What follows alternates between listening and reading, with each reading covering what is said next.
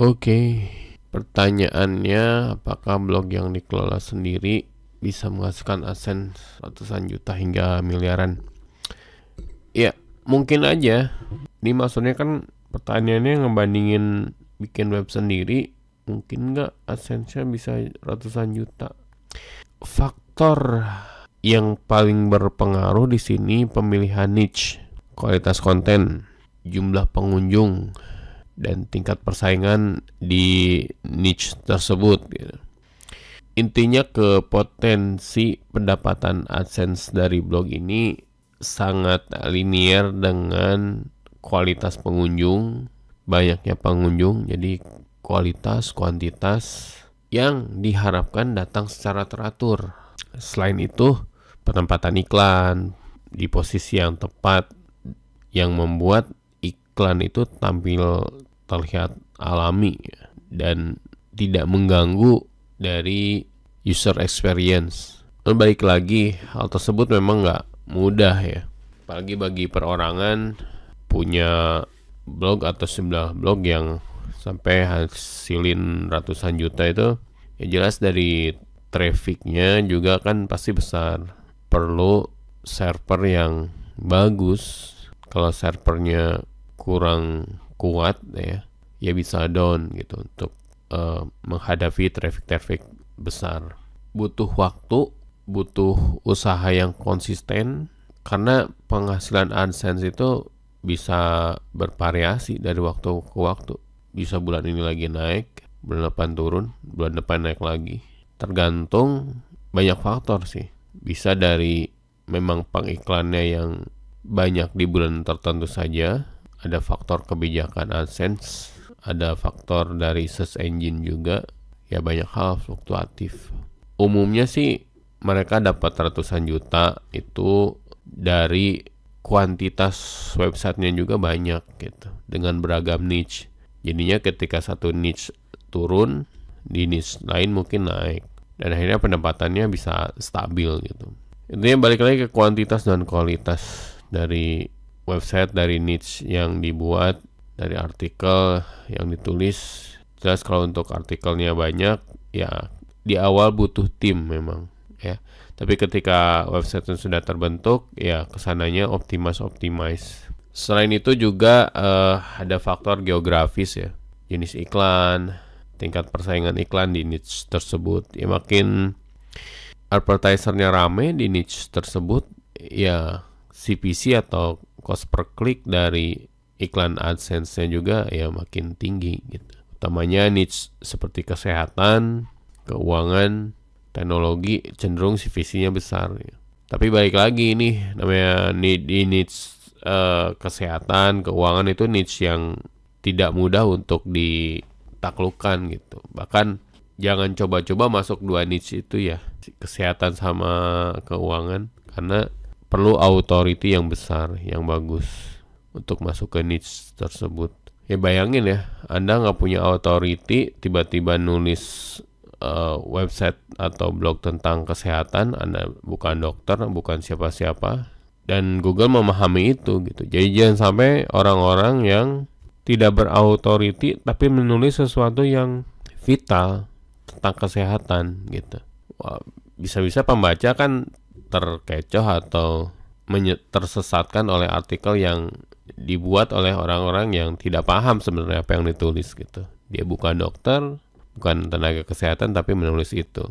Sama juga dengan hal-hal yang terkait dengan keuangan. Authority yang diperlukan untuk menulis artikel-artikel seperti ini perlu besar. Artinya Google perlu melihat authority, siapa yang nulisnya, seberapa expertise si penulis website ini. Dan itu biasanya melibatkan manual pengecekan oleh manusia langsung dari vendornya Google biasanya. Untuk niche lain misalkan kayak games kayak gitu kan nggak terlalu nggak terlalu penting untuk kehidupan sebenarnya. Jadi siapapun bisa nulis tentang reviews game, reviews gadget kayak gitu kan. Itu tidak terkait nyawa orang lah gitu. Kalau yang tadi kesehatan, keuangan kan hal-hal yang ya tidak semua orang bisa menulis. Nah, untuk naikkan pendapatan AdSense secara signifikan kita perlu bangun audience yang loyal dengan website kita. Untuk dapat loyalitas ini ya kita perlu promosi ya di media sosial, di jaringan blog, di situs-situs lain ya. Bangun backlink, bangun kepercayaan, dan produksi konten yang memang berkualitas. Jadi jangan sampai tinggi posisi di search engine-nya, tapi bikin orang kapok, nggak diklik lagi nantinya.